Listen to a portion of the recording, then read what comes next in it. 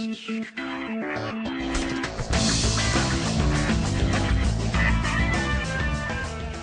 everybody, welcome to Expository Dialogue, the show where we take headlines from the world of entertainment and expand on them much like the cast of The Expendables.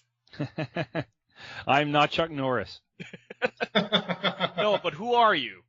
Chelsea. I'm Francois, librarian, occasional writer.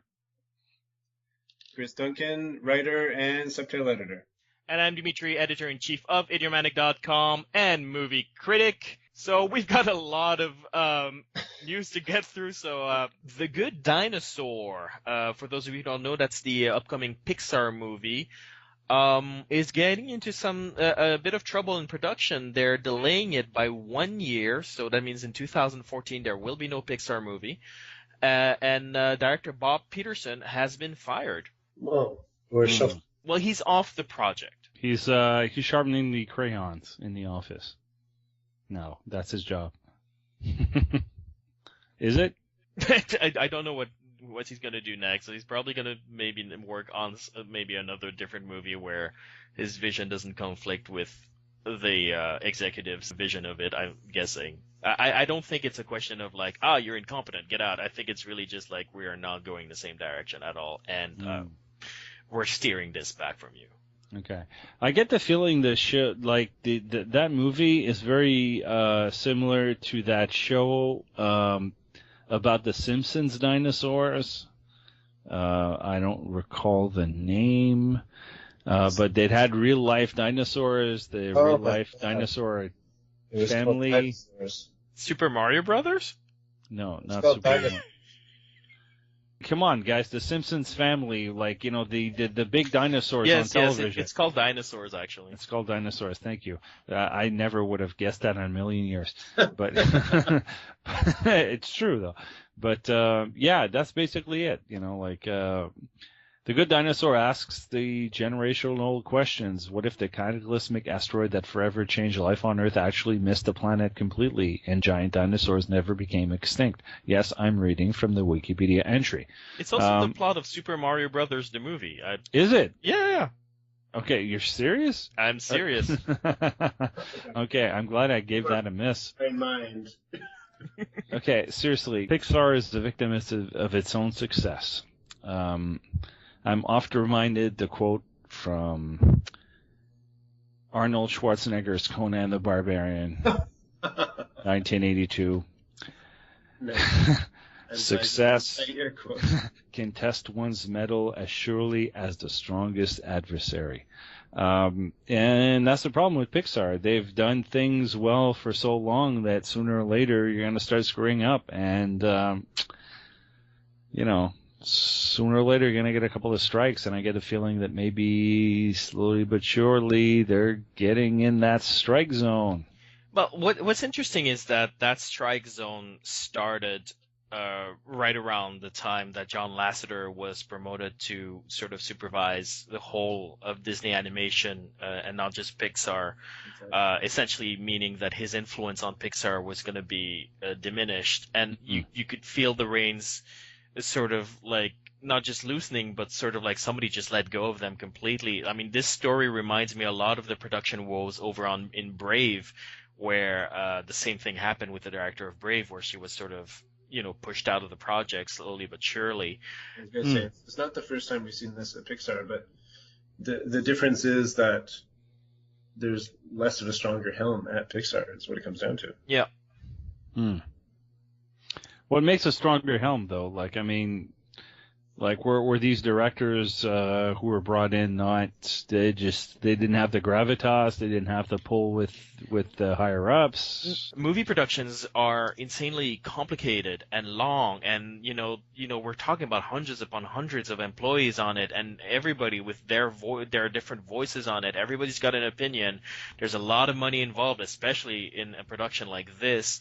And I think it's very hard to stay the course. I think it's very hard not to be sort of intimidated by the money coming in, going like, well, I want you to go in this direction, and I want you to go in that direction. And I think maybe the thing is that John Lasseter was very, very good at staying the course. And now that he's sort of, his attention is split and he's got a lot bigger fish to fry, I think it's a lot harder for the creators at Pixar to sort of resist those pressures that, you know, affect every movie production. Listen, we call Pixar as if it's an entity, like it's like the Woody Allen, you know what I mean? Like it's the Woody Allen movie of the year, you know what I mean? Like, it's not that. Like there's so much that goes into it. Like you said, Dimitri, it's just like hours upon hours of storyboarding, you know, and it's just like what this. It's like you're not working with actors, you're working with like hundreds of hours of animators, you know, they're just like working on someone's smile and like the hair, the way it bounces, you know, and fine, they've built up this repertoire of characters, and now they've gone into, you know, a little bit of a twilight period where it's just like, okay, we'll do some sequels. Yeah, you know, that's fine. Some of the things like we didn't expect that we needed, you know, like I didn't think I needed that sequel, but it's just like the Toy Story 3-part trilogy, like. That's an awesome trilogy. Probably one of the best, most perfect trilogies I've ever seen in my life. But we put the status of Pixar so high that now we just want something new. Right. And yet the thing that they're announcing is like, no, not that new dinosaur movie. They're announcing the next Finding Nemo. Yeah.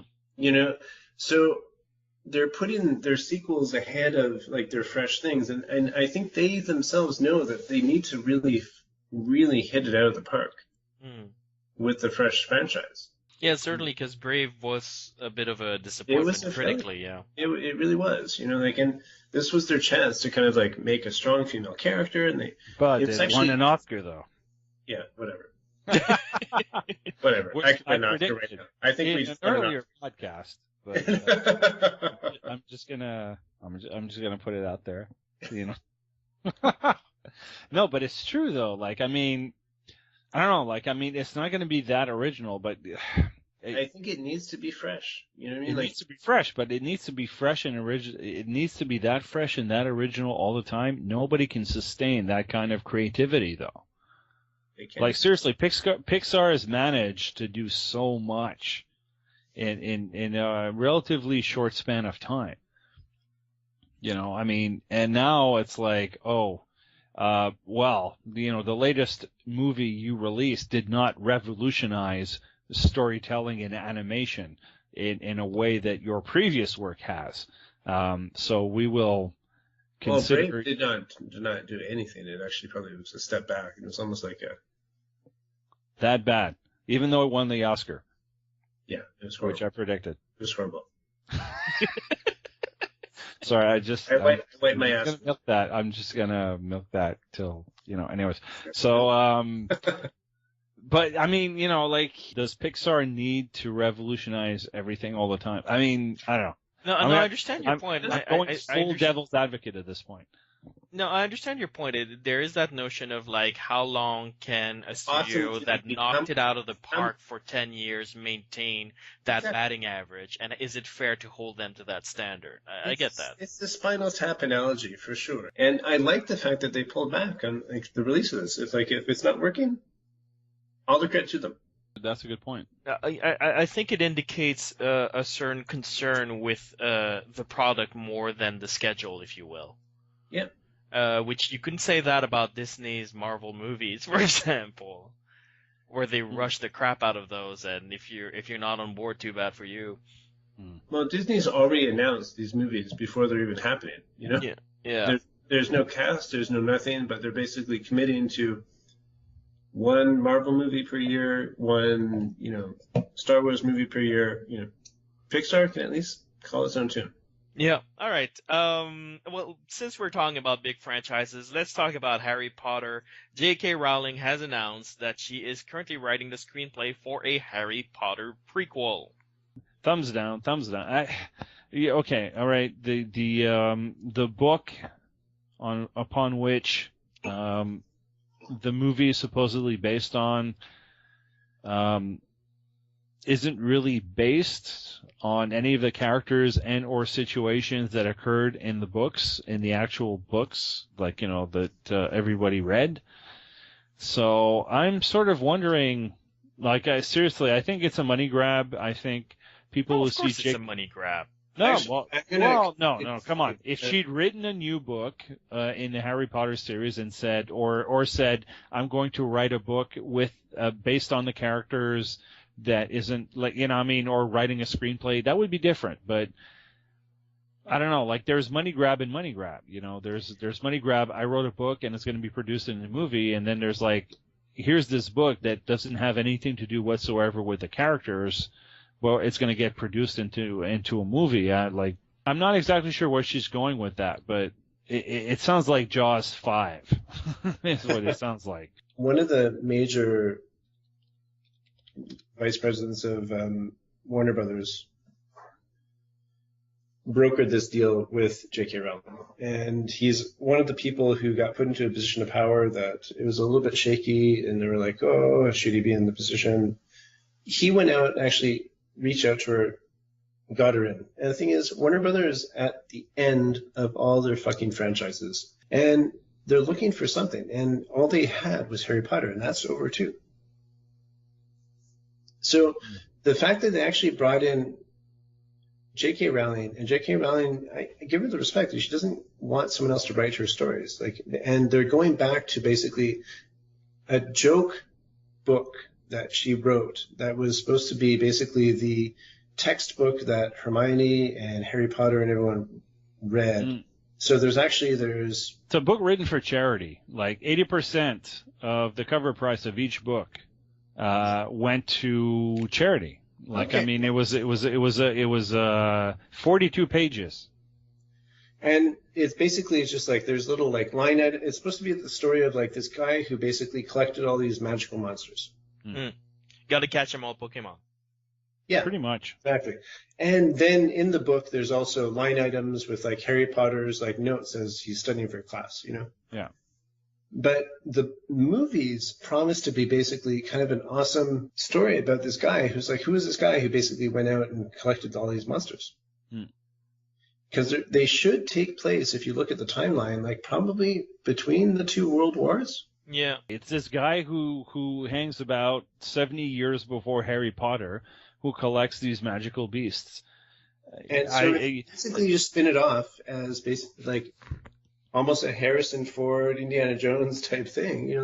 It could be a good story. And the thing is, she's got complete control of her own character. She's doing the writing of the screenplay. It's the first time she's writing a screenplay. Yeah, and that's a really good point because, Frank, you mentioned how, there's cash grab and there's cash grab. And I think for J.K. Rowling, it wasn't the money that attracted her. It was the opportunity to write that. This is the world. She wants an excuse to go back to the world. Well, and try out screenwriting. I agree the cash grab argument is not, like, it's not coming from J.K. Rowling. Obviously, she's, richer than the Queen. She doesn't necessarily need that much more money, but the studios, however, in their wisdom, have basically decided that, we'll give you Australia if you do this. And she's like, who am I to not own Australia? So, like, yeah, okay, write the screenplay and, it's absolutely irrelevant whatsoever, but hey, we'll just stick Harry Potter, Hogwarts-ish stuff, and then she writes a screenplay to produce a movie, and she owns Australia. Now, again, we have the same sort of disagreement about the idea that everything has to connect to that main myth. I think a spin-off is allowed to take place in the same universe without having to do with Harry Potter or Snape and all these people. Automatically, it doesn't have to build on the previous. The people expect it. The people want it. That's what they want. I think a select subsection of fans, of which you are included, do, and I think another subsection of fans, of which I'm included, don't. I think it's a fascinating universe. I wouldn't mind seeing it. I actually don't mind the exploration of the universe. Actually, my issue is that I don't think the studios do. I think the studios are really thinking only of one group of fans, which is, and they don't necessarily, like, to them, it's about the bottom line and the dollars. But and I think why that is a that lot wrong? of people. When's the last time you worked for free? Like, why are they're not a charity organization. They're a business. They're there to make No, they're money, not. and when they They're make not. money, people get employed. Like, I mean, I don't want to take it to the extremes of objectivism, like, but like to a certain degree, I object to the idea that the entertainment industry should give away everything for free, and as soon as they make a profit, how dare they? They sign my checks. I'm happy they sign my checks, man. Dude, I totally agree with you. But I think we should be allowed a good product, though. I think we should pay. But you haven't seen the product yet. You don't know that it's crap. Maybe I'm just overly cynical. That's possible. But I find that in a number of times when I went to see a movie that was a sequel of a major franchise, like, the quality is not always there, and I think it should be. I think if I'm paying money, well, yeah. It's funny. Going to see the movies nowadays feels a bit like gambling sometimes. It really does. And the thing is, particularly with franchises that make a lot of money, I feel that I'm entitled to a certain measure of quality control. I'm entitled to a certain measure of quality, and I don't always get it, and I'm frustrated as a viewer. It's my personal. No, I understand where you're coming from. I'm going to go out here and say something like so two different things. Like, my major concern is, Frank, the complaint about DC and the complaint about Marvel Comics is, I don't want to pick up another fucking comic with Wolverine as a hero, because he can't be in every fucking team. Just like I don't want to pick up another comic with, like, Batman as a team. So I understand what you're saying with just, like, basically people are trying to go with, like, what makes money. But the thing is, it does make sense for the storyline. It does make sense for the storyline. And I like the idea of going with, like, a character who didn't even exist except as a footnote of the Harry Potter stories. And if J.K. Rowling wants to write about this character and could turn him into something, I'm actually more excited about this character because I hated the fucking movies because I didn't like the adaptations that they made of the books. So if these movies that she writes are good, I'm super excited because the world is exciting. Can I say as well, I think there's such a thing as the characters having told their stories. Like, at some points, you should let characters rest. I think you'll agree with me, Frank. Indiana Jones should have gotten rest.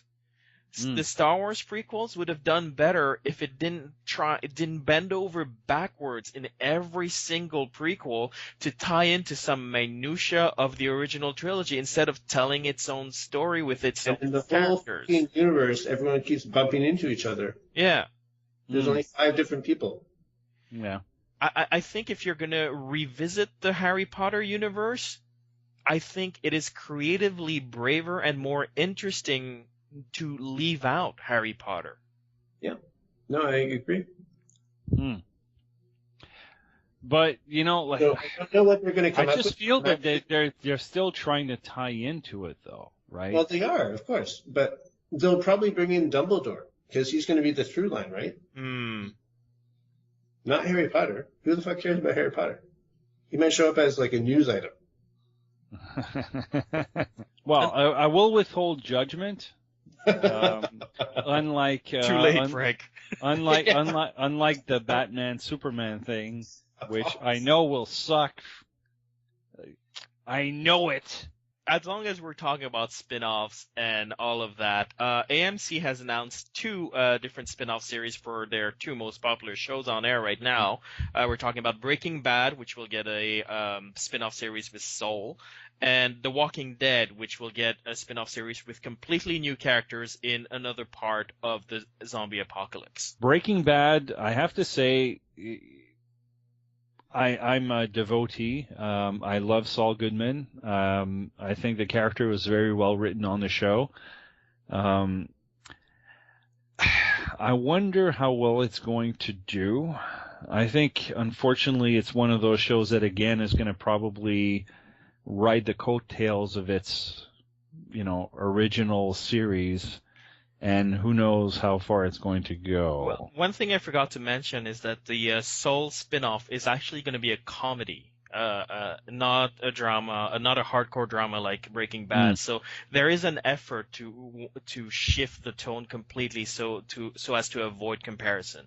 Well, the character itself is very comedic, and he's always got those lines. I mean, he's very funny on the show. Like, as much as there's an element of darkness and drama to him, because of the the various things that he's sort of pulled into. It's funny, though. It's the first time that I hear that it's going to be pitched strictly as a comedy, and I wonder how long they're going to be able to keep that up. Because being a prequel, I get the feeling that what they're going to try to do is to build up to the eventual events of Breaking Bad. And I'm really wondering if that show is not going to bring back at one point Cranston and Paul to reprise their roles for, I don't know. The flip side of it being a prequel, I'm wondering if it's even remotely true, or if it's not a little detail that they decided to say so that you don't think, oh, well, Soul's got to live now. Maybe. Who knows? That occurred to me as well. I think we've got two different things here, though. You've got one case where you're going to have two parallel shows going. You've got the confidence that one show is going to continue. Your core show might go to episode, season 20. Yeah. But you're confident enough that you're like, oh, yeah, let's spin it off to another world. Like you said, you've got basically a Star Trek, then you've got your Star Trek, Deep Space Nine, you've got your Star Trek this. We're a franchise show. Mm-hmm. The other one is the show is over, and we're still trying to kind of live on its accolades. So I don't know. I haven't really been won over by the Breaking Bad thing, and I understand it's good and whatever, but I haven't given the time to it. But I do think they're two different arguments in terms of strategy, and I don't know if they're watering down the one or overextending the other. Well, if they do as promised with the Breaking Bad spinoff and do something that is radically different in tone from this sort of balls to the walls drama, quirky drama certainly, into something a little bit more earnestly comedic, I think that shift in tone will justify its existence. Okay. As for The Walking Dead, though, I think you're right that they might be diluting the franchise. But having said that, I feel that one of the weaknesses of The Walking Dead is that it's got one of the main creators who did the comic book who really wants to go outside of what he had already written in the comic book, stuck with co-producers who really want to retell the comic book, possibly because of fan pressure. And I find that sort of conflict has driven the show into a very sort of schizophrenic state that hasn't really worked. And so I think the idea of just starting fresh with new characters will sort of liberate Kirkman and whoever he ends up working with to tell a real story differently without having to cater to fans anymore. Absolutely. Because I haven't kept up with the show, I have to admit, but what I've heard of it is basically that people are kind of sick of the characters. They started off great characters in the first season, and then they got transformed into something else, and I don't think all of them are recuperable at that point. Well, that's it. So going with a fresh slate, different area of the world, you know what I mean? Why not? Yeah, I agree. Actually, there's this web series that AMC released. They do a web series for The Walking Dead every summer just before the new season starts, and the second web series, which stars Josh Stewart from the Collector series and whatnot, the great actor, actually his story was way fun, a lot of fun, and he encounters a lot of different characters by the end of the web series, and they drive off, and there's a part of me that is really, really hoping that they follow up with that character and those actors, because their story looked a lot of fun. That could be interesting. Okay, well, final news item of the week. You've mentioned it in passing, Chris. Kelsey Grammer has been cast in The Expendables Part 3. There never was a movie so aptly named. The on-off casting for that series is so ridiculous, and not to mention Stallone's tweets regarding who's in and who's out, and who deserves to be in or out of his movie. Paging Bruce Willis, who apparently was outrageously too expensive this time around, and is a loser for not participating on. Anyways, They did Planet Hollywood together, and they're not friends. I know. It's shocking, isn't it? No. But like, honestly, I'm gonna take Bruce Willis's side on this. It's sort of like, this is a movie. This is a series of movies that are based on their casting. Like, the story's barely there. The movie are so badly shot. It's just like, you want to see these people do what these people do, and so his presence is worth a lot. It's one thing to see an actor who's been in an action series, like an action staple for so long, reprise a role, or maybe just do something original, but doing in the spirit of what he used to do. That's one thing. But to have the Expendables, which is essentially kind of silly, really, just to basically go back to when these guys were doing these 80s movies, and to mix it up with a couple of new guys who at least can, stand on their own as current action movie stars. Like, touch their toes as opposed to the other people who maybe, I don't know. Like, I mean, there's a part of me that figures that these guys are just sort of desperately cashing in. It's funny because when Sylvester Stallone did Rocky Balboa, I thought, wow, that's such an interesting and thoughtful comeback that sort of indicates a man who's looking back at his career, isn't proud of every aspect of it, and is sort of trying to make sense of it all as an older, wiser man, sort of like what Clint Eastwood did with Unforgiven. That's a good example, actually. It's a good line, to draw. Yeah. Because an older man, the idea of just kind of like, we're tired. This is what it is, But it's accepting. It's accepting the fact that you've grown beyond. And you're embarrassed. That role, like, you're not that person anymore. But Expendables sort of like checks that away, and I don't know. Like, to be honest with you, Kelsey Grammer could do like a really great villain, particularly if he reprises his Sideshow Bob persona. I think the Expendables would be greatly improved by that. No, wait, that was The Simpsons. But here's my thing about the Kelsey Grammer thing. Has he ever been in an action movie? Like, does he belong there? He is not. He's. Oh, my friends, he was the Beast. Yes. Wow. Let you be schooled. Let you be schooled. Right. X-Men: The Last Stand does not exist. You may try to forget it, but it happened. I don't have to try for much longer, because next year, Days of Future Past is going to erase it from continuity, okay? And it's funny, I was listening to a podcast this week, and they likened, they talked about this for sure, because, people have made jokes about it, but I could see Kelsey Grammer as, Lex Luthor. He brings this kind of like cocky intelligence to it, like that. It's just like, I'm actually like, we're never going to get Bryan Cranston as Lex Luthor, It's not going to happen, but it's just like someone like Kelsey Grammer, like, that would be awesome. If you put him into something like Expendables, where he's just like, I think his name is Napoleon. He's basically taking the place of like Nick Cage, who had too many conflicts in his busy schedule of B movies. I love that he favored those movies over the Expendables. That tells me something. Yeah, exactly. So they called in Kelsey Grammer, to play Napoleon. I hope he plays whatever accent Nicolas Cage would have played it with. That's all I can say. And that's my last on the subject. Agreed. All right, well, I guess that's all the time we have.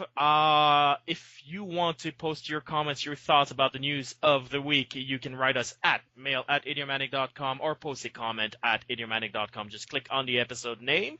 We're also on Facebook. We're also on Twitter. We're also on iTunes. If you could write us a review on iTunes, it would help us tremendously. Please comment, especially if you think we are wrong.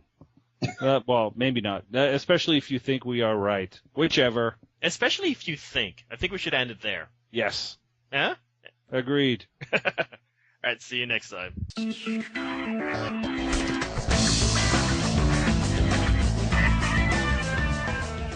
Your helm at Pixar is what it comes down to. Yeah.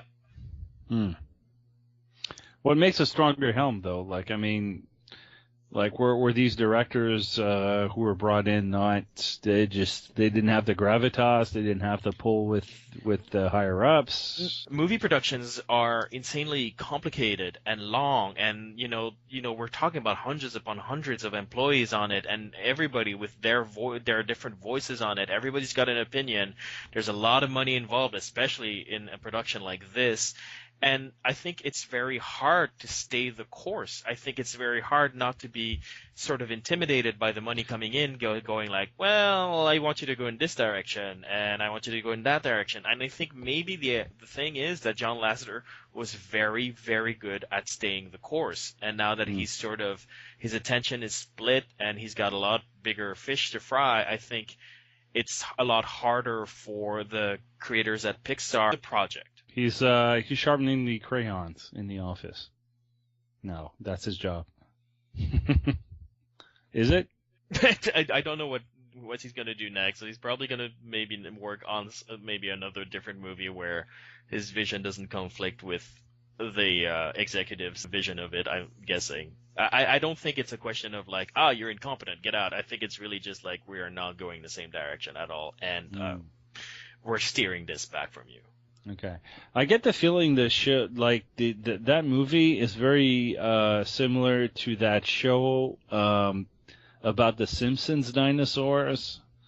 I don't recall the name, but they'd had real life dinosaurs. The real life dinosaur family.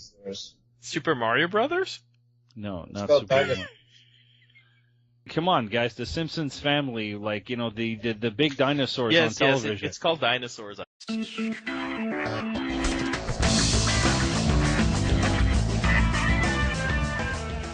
Hey everybody, welcome to Expository Dialogue, the show where we take headlines from the world of entertainment and expand on them, much like the cast of The Expendables.